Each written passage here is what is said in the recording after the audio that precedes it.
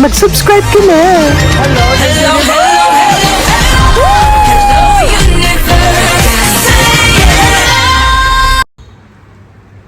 Hello mga buweks! Magandang araw sa inyong lahat. Galaw-galaw para hindi ba pa imburnal. Hello sa ating mga subscribers dyan. Ganun din sa ating mga new subscribers.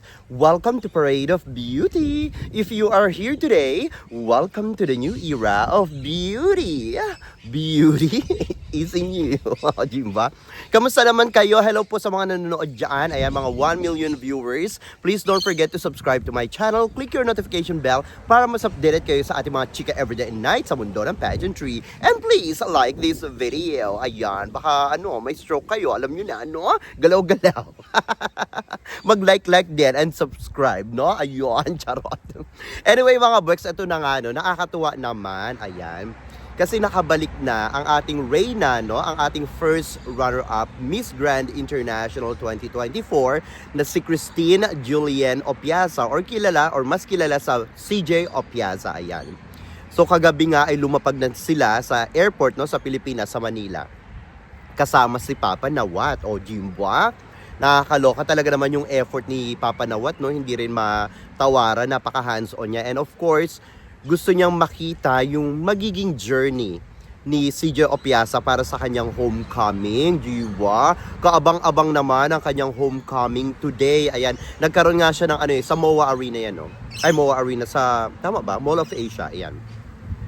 Nakakatuwa kasi nagkaroon siya ng press conference today kasama si Papa Nawat at saka si Mr. Arnold, ayan, Narito ang detalye sa mga sinabi ni CJ Opiasa during her press conference. Panoorin niyo ito, Well, and of course, thank you so much, Papa Noat, for coming home with me back in the Philippines, and of course, Mr. Arnold, and the whole people behind Miss Grand Philippines organization.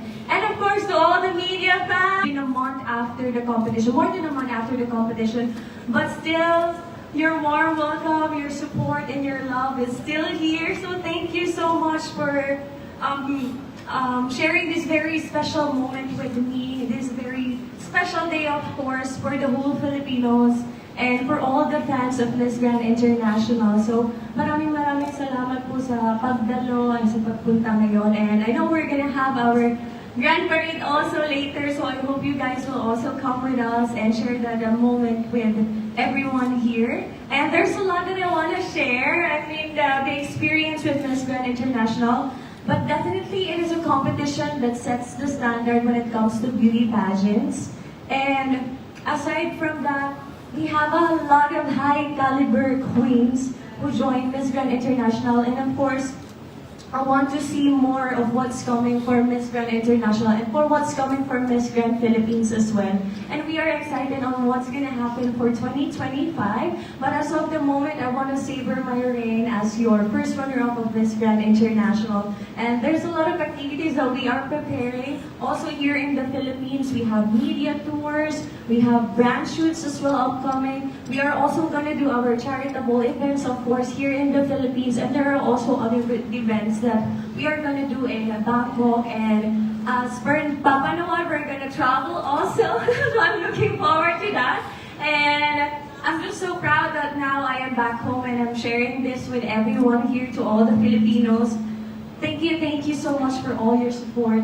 To my family, my friends, my team, my core team who's here also, thank you so much, because sabi nga natin lagi, it takes a village to create a queen. And it takes to have all of you to allow me to wear this crown in my head. So thank you so much, guys, for being with me in my journey, all throughout my pageant journey. And I feel like I am reaping what I planted for how many years in being in the pageant industry. And I've always wanted to be in the Miss Grand International stage.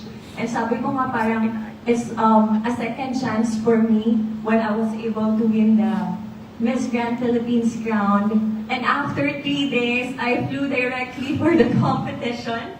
I know it was challenging for all of us, but we are able to push through and to bring home a crown for all the Filipinos. I hope everyone is proud, and this is all for you. I love you guys. O Jimboa, ang chara ni CJ, diba? Ang ganda ni CJ, At saka ang ganda ng gown niya, in fairness, diba? Fresh na fresh ang lola nyo. Winner na winner, pack na pack. Ganon, di ba? Kunyata, ang lamig dito mga buweks. Nanginginig ako. Summer na summer, pero ngayon sobrang lamig, nakakalok. Sana nagdala ako ng jacket. Di ba? Nakikinig ako kanina while nagtatrabaho. So ayun, nagsalita si CJ, nagkwento naman siya ng kanyang journey at nagpasalamat sa mga kababayan nating mga Pinoy, no, na mga sumuporta, and of course sa mga media fans sa Philippines and Thailand. Ayan, napaka-grateful talaga ni CJ, no? Makikita mo the way siya magsalita. Napakabait na tao, no? Walang arte, walang kaplastikan, talagang yan din naman yung pagkakakilala ko kay CJ Opiasa, no? Lalong-lalo na sa Miss Grand International 2024 nung sa Thailand, no? Talagang yan yung isa sa mga reyna na nakita ko talagang hindi maarte, hindi pa sosyal, hindi basta walang kieme, no? Walang kieme. Kaya naman talagang very deserving din ito sa corona, no? Ng Miss Grand International first runner-up. Muntik na nga, di ba? Muntik-muntik na nating masungkit ang title, no? But anyway, singit ko lang, no? Kanina, kachika ko yung head ng press namin, no, sa Miss Grand International Organization. Wala lang, magkausap lang kami kanina. Nagchichikahan lang kami. They are very, very happy for CJ Opiasa and Papa Nawat, no, na they landed safely sa Philippines. And ang sabi nila, very excited si Papa Nawat na makabalik sa Pilipinas. Ayan, kasi nga naramdaman ni Papa Nawat na maraming mga nagbalik loob sa Miss Grand International. Of course, alam naman natin yan kung bakit, diba? Pero sana, yung pagbabalik loob, sana ano siya, long lasting, no? Sana hindi yung dahil lang nag-first runner-up tayo, ganun talaga, no? Kung hindi tayo mananalo sa pageant, ganun talaga. Pero kung mananalo tayo, well, we're very grateful naman. Kaya nga lang kasi minsan, pag deserving talaga tayong manalo, tapos hindi tayo ipinanalo, dun talaga nagwawala yung mga Pinoy, no? But anyway, ayun nga, they are very happy for Papa Nawat and CJ Opiasa na nasa Pilipinas na sila ngayon, at nakikita naman nila kung paano inaalagaan nung organization ng Miss Grand Philippines at ni Sir Arnold etong si Papa Nawat at saka si CJ Opiasa. At ayun nga, may pinaghandaan pang homecoming, di ba? And then natanong ko yung kasi meron sa social media na meron ako na pick up kasi na parang ano ba to, merong mga national directors na nag-withdraw, no, ng kanilang franchise. Alam niyo na kung sino-sino sila. Kung hindi ako nagkakamali, 6 ba sila o 7? 'Di ba? So nagtanong lang ako, nagchika-chika ako, sabi ko, anong lagay ng Miss Grand International Organization, or kung ano bang tanong ko? Parang tinanong ko ano yung reaction ng organization sa mga, mga nag-drop ng franchise. Alam niyo, ang sagot nila sa akin, ingay. Ang ingay ng mga motor. Ang sagot nila sa akin, actually, hindi nila pinagtutuunan ng pansin masyado. Parang ang dating, kahit na nag-drop sila ng franchises, hindi naman maghihirap si Papa Nawat. Kasi nga si Papa Nawat, my God, multi-billionaire yan, mga Bex, no? Multi-billionaire yan talaga, no? Yang si Papa Nawat. Kumbaga, kahit na ang daming nag-withdraw ng kanilang franchises, hindi naman siya naghirap or maghihirap. Kasi ang daming business ni Papa Nawat sa Thailand. Tapos ang dami nitong connections, di ba? And aside from that, maraming sponsors ang Miss Grand International. Sobrang dami talaga. Ang sabi sa akin, ito lang yung ikinagulat ko, no? Marami man daw nag-withdraw sa Miss Grand International this year, no? Mas marami ang kumuha ng franchise for next year sa Miss Grand International. Ayan. Mas maraming kandidata ang maglalaban-laban for next year sa Miss Grand International. At talaga namang kaabang-abang ito, di ba?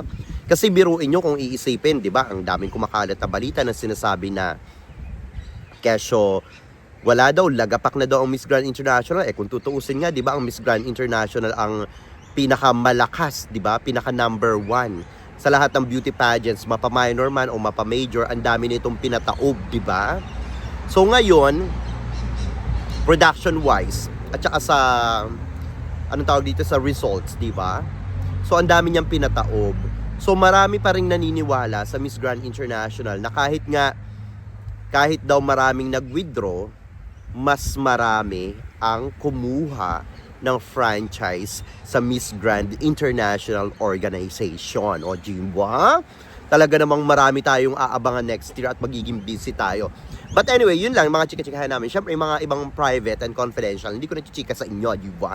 Alam nyo na, siyempre, merong mga pumipick up dyan, no, na medyo napapataas ang kilay, kung hindi ko pa alam, nanonood din naman siya sa akin. Jimwa! But anyway, ayun na nga, no. Ayun na, ang sinabi ni CJ Opiasa, she's very thankful sa kanyang press conference. And of course, nabanggit niya doon na maraming magiging activities ang Miss Grand Philippines. Well, anyway, sila ni Papa Nawat, magkakaroon sila ng mga activities. And, ano bang tawag dito? Media, no? Mga pag-visit sa media, ganyan. Or Media Week yung tawag nila, no? So, ayan, kasama niya si Papa Nawat. Kasi kung di ako nagkakamali, si Papa Nawat, nasa Pilipinas siya until 14 yata. So, papunta siya ng India, no? For Rachel Gupta's, homecoming, no? So, parang isang linggo dyan si Papa Nawat. So, marami silang media tour, ayun. And then, merong mga charity works, ganyan, no? Maganda yon, sa totoo lang, no? At saka alam naman natin si Papa Nawat, may mga tinutulungan yan sa Pilipinas, diba yung sa sementeryo nga? So legit yun, totoo yun, na pagkukwentuhan namin yun nung sa Miss Grand International. Totoo yun, hindi yung palabas, mga buweks. Meron siyang sinusuportahan na charity, no? Sa Pilipinas, meron talaga. But anyway, at saka isa nga daw yung sa pinaka-paborito ni Papa Nawat, yung sinusuportahan niya yan sa Philippines. So, but anyway, ayun nga, no? Yung sinasabi ni CJ na magkakaroon ng mga activities naman, tapos maraming ganap sa Miss Grand Philippines. Kasi nung etong taon na to, yung laban niya, so madalian lang, di ba? Madalian lang talaga. So yung sinasabi ni CJ na magkakaroon ng mga activities and mga media tour din, no, sa Miss Grand Philippines naman ito. Totoo yan, kasi nung na-interview natin kung natatandaan nyo sa ALV, nung na-interview natin siya, di ba sinabi niya na mas magiging ingrande yung Miss Grand Philippines for next year. Kasi mas magiging mahaba yung journey ng mga Pilipina, no, sa Miss Grand Philippines. Siguro mga 3 weeks or 2 weeks, ganyan siguro, or maybe less than a month, ganyan, no? Kumbaga, magkakaroon sila ng maraming kaganapan, no, sa Miss Grand Philippines, at maganda naman yon para at least hindi naman, alam mo yung parang, anong tawag dito, isang bugso ng ulan lang yung nangyari tapos may kokoronahan na, diba? Para din, at saka magiging mas maaga ito. Kung hindi ako nagkakamali, ano ba yung sabi ni ALV? Parang August ang Miss Grand Philippines. Mas maganda yan kasi ang Miss Grand International, October 25 siya, diba? Every year. So ngayon, mas makakapaghanda or mapaghahandaan ng magiging Miss Grand Philippines 2025 yung kanyang laban para sa Miss Grand International 2025. Mas maganda yan, di ba? So, sana magtuloy-tuloy yung ganun. Kasi, yung pinagdaanan ni CJ Opiasa, sobrang hirap, di ba? Kasi, di ba, parang, kung tutuusin, sobrang kulang na kulang talaga siya sa oras. Pero, sobrang maganda nga yung team niya. At syempre, yung hard work din ni CJ Opiasa at saka napakabait nitong batang ito, no? So, kaya naman hindi ka rin magtataka na marami itong mga kaibigang mga designers, at saka yung kanyang team, no? Talagang napaka-grateful niya. Kitang-kita mo sa itsura niyang napakabait niya, no? Kaya naman talagang kahit nagahol na siya, talaga namang kitang-kita natin na laban pa rin si CJ Opiasa. At saka yung kanyang communication skills, talaga namang pak na pak din, Jiwa. Biruin nyo, parang lahat talaga ready siya, no? Bago siya nagpunta ng anong tawag dito, ng Cambodia and Thailand, diba? Laban na laban talaga siya. At saka itong si Papa Nawat, mukhang very, very happy naman. No? Although medyo inaantok yata. Inaantok yata siya doon sa press conference, no? Kasi tahimik lang siya doon. Napaka-professional naman itong si Papa Nawat. So, but anyway, ayun, parang inaantok siya. Pero kahit pa paano, nakikinig naman siya, no? Tapos merong pa, doon natawa ko, merong pasaring, no? Si Papa Nawat, ayan. Siyempre, yung mga Pilipino, ayan, siyempre nakapanood rin. Parang sinasabi na, kasi yung the way na magsalita din si Papa Nawat, parang mafe-feel mo na parang si CJ Opiasa yung winner eh, di ba? Parang siya yung winner kasi I don't know, parang yun din, ako lang ba to? Kasi parang ang pasaring niya, sana daw next time, mas maaga daw yung Miss Grand Philippines. Kasi daw, kung mas maaga daw nangyari yung Miss Grand Philippines this year, baka daw mas nakoronahan si CJ Opiasa, Jiva. So, siguro, alam nyo kasi yung mga jokes always half meant. Pwedeng totoo, pwedeng hindi, di ba? Kasi, kung iisipin nyo, si Papa Nawat talaga, siya talaga yung, wala kasi mga judges doon, di ba? Siguro nga, totoo na kung mas napaaga yung Miss Grand Philippines, baka nga sa atin talaga na ibigay yung corona. Di ba? Kasi naniniwala ako sa Miss Grand International. Wala sa kalibre ng Miss Grand International yung ipapanalo nila kung sino man yung may mas magandang sagot. Tignan nyo na lang yung kay kay binibining Nicole Cordoves, di ba? Nung time na yun, malakas talaga yung Miss Grand International sa Indonesia, di ba? Siyempre, puro higop, iniistro nitong Indonesia si Papa Nawat, di ba? So, si Samantha Bernardo naman, yun naman si Samantha, parang 2 weeks yata yung preparations niya, di ba? So, kasi si Papa Nawat, ang gusto niya, yung naipopromote yung kanyang organization. Kumbaga, mas pinapaingay yung organization. Kasi nga naman, syempre, kung maagang nakoronahan yung isang kandidata sa isang bansa, syempre, nandyan na yung pag-aabang, yung pagsuporta ng mga kababayan nito kung saan mang bansa, no? So, ganyan yung nangyayari sa Myanmar, sa Indonesia, sa Cambodia, di ba? Sa India, ganyan. So, gusto niya yung mga maingay, kumbaga gusto niya maingay talaga yung yung kanyang papageant, no? Syempre, business yan eh. And of course, gusto ni Papa Nawat talaga na angat siya sa iba, di ba? So, ganun yung gusto niya. Gusto niya talagang mapalawak yung kanyang nasasakupan. Kaya hindi mo rin naman siya masisi doon. Since wala nga mga judges doon sa Miss Grand International, si Papa Nawat lang, tapos yung reigning queen, tapos si, anong tawag dito? Si Mama Teresa. So sila talaga yung nagdi-decide kung sino yung gusto nilang manalo, no? So kahit nga si Samantha Bernardo or si binibining Nicole Cordoves, hindi naman ganun kagaganda yung mga naisagot ng mga nakalaban nila, pero sila yung nanalo kasi nga super promote yung kanilang organization or yung Miss Grand International sa kanilang mga bansa. So ganun ang gusto ni Papa Nawat. Ngayon, kung makokoronahan yung ating Reyna for Miss Grand Philippines na maaga, no? Hindi lang maaga-aga, as in maaga. So panigurado kung malaki rin yung chance natin kasi yung tinitignan din yun ni Papa Nawat, yung part na yun, no?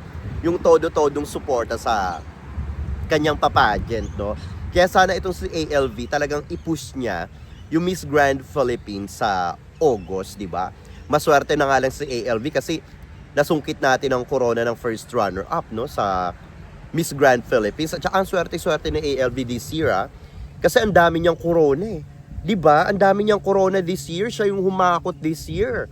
Talaga namang certified queen maker itong si ALV, di ba? Nakakatuwa. I'm pretty sure na si ALV next year magiging pasabog ang Miss Grand Philippines, no? Syempre, nung una niya kinuha yung anong tawag dito, yung franchise ng Miss Grand Philippines, kumbaga, napaimburnal siya nung last year, no? Parang syempre, kung iisipin mo, ba't kinuha ko pa to, ganyan, siguro ganun, pero he gave it a try still, no, for this year. At ayan nga, syempre, nagpadala siya ng malakas na kandidata, no? So, tulad nga ng sinasabi syempre, ayun, kumbaga, sa ALV, nakatikim ng corona, At syempre, very, very grateful naman yan. Nakita naman natin yung reaction ni ALV nung Miss Grand International. Talagang tumatayo pa ito. Talagang nag-cheer siya, di ba? Talagang kita natin yung effort niya. And yun nga yung sinabi nga ni CJ dun sa interview niya sa press conference. Yung speech niya doon, marami tayong high calibers, no, na candidates sa Pilipinas. I'm pretty sure masyadong mabango ang organization ngayong taon, no? Maraming sasali na high caliber. Panigurado ako dito sa Miss Grand Philippines. So, totoo yung sinasabi ni CJ Opiasa na marami tayong high caliber na Filipina, no? Na pwedeng sumali sa Miss Grand Philippines. At yan naman talaga ang gustong-gusto ni Papa Nawat, yung mala Catriona Gray, mala CJ Opiasa, mala Nicole Cordoves, di ba? Mala Samantha Bernardo, magaganda at matatalino at mga pasabog ang mga stylings, di ba? Pati yung kumbaga may mga makinarya, di ba? So yan ang gusto ni Papa Nawat kasi ayaw ni Papa Nawat ng ano. At saka ayaw niya ng ano na mga tatamad-tamad, ayaw niya ng mga ganoon kasi itong may-ari ng Miss Grand Organization, ano ito sobrang sipag nito of course, gusto niya yung magmamana ng corona niya masipag din, di ba? Talagang kailangan anytime on the go ka, di ba? Pag kailangan, totoo yung sinasabi ni CJ doon pag sinabing ganito yung call time, ganito talaga yung call time, hindi ka pwedeng mali. Kami rin ganoon. Pag sinabing ganito yung call time, kaya nakikita nyo, di ba, lagi ako maaga sa venue ng mga events ng Miss Grand International kasi pag sinabing ganitong oras, gusto ko mas maaga ako. Siyempre, paano ka, di ba? Pasikat ka, gano'n. Paano ka, paandar ka, kailangan talagang bida-bida ka doon, di ba? Ganun talaga. Kailangan mauuna ka pa dun sa mga candidates, di ba? Kita nyo nga, hindi pa nalalagay yung mga spotlights, nandun na ako, di ba? So, ganun talaga. Siyempre, kung gusto mong may mahita, kung gusto mong may ma-pick up na makakaganapan, di ba? Talagang dapat nandun ka. Tsaka, dapat professional ka, di ba? Ikaw nga, hindi ka nga kandidata, malilate ka pa dun sa sa venue, di ba? Dapat yung mga yung mga media, dapat talaga nauuna, gano'n. Para may mga idea ka kung ano yung magiging kaganapan doon, para makita mo kung saan maganda kumuha ng videos or everything, whatsoever, gano'n. Gano'n lang yung mga natutunan ko, no? Tapos, chika-chika ka dun sa mga staff doon, no? Para magkagaangan din kayo ng loob, di ba? Bago mag-start ang pinaka-event doon sa venue, ganon, di ba? Kaya sa mga nagpaplano mag-media, no? Sa mga beauty pageants, kailangan kailangan talagang maaga kayo sa venue para anong tawag dito? Makita nila yung professionalism nyo, di ba? Para makikita, nandiyan na si di ba? Parang tatataka sa kanila tapos hahanapin kanila everyday, ganon. Jimbo, Anyway, yun lang yung mga natutunan ko kasi mag-isa lang naman ako, wala naman akong pinagtatanungan kung paano mag-media, first time ko yon. So, but anyway, ayun, successful naman, no? So, ayun nga, sa pasaring ni Papa Nawat, ito nga, no, di ba, nakoronahan nga itong si India. Siyempre, magiging judge yan, di ba? Magiging judge yan next year sa Miss Grand International 2025. Naku, sana naman wag namang anuhin itong ni India si Philippines, no? Alam niyo na, syempre may mga issue diyan, di ba? Sana wag niya namang pag-initan ng Philippines, but anyway, kahit nagawin niya 'yon, no? Si Papa Nawat pa rin naman yung nasa kanya pa rin yung huling halakhak, di ba? Siya pa rin yung talaga magdedesisyon kung sino talaga yung mananalo, di ba? Hindi naman siya. Kaya na kahit na anong gawin niya, wala siyang magagawa doon, di ba? Nakakaloka ito. But anyway, I'm very, very excited for si Gio Piazza, no, sa kanyang journey.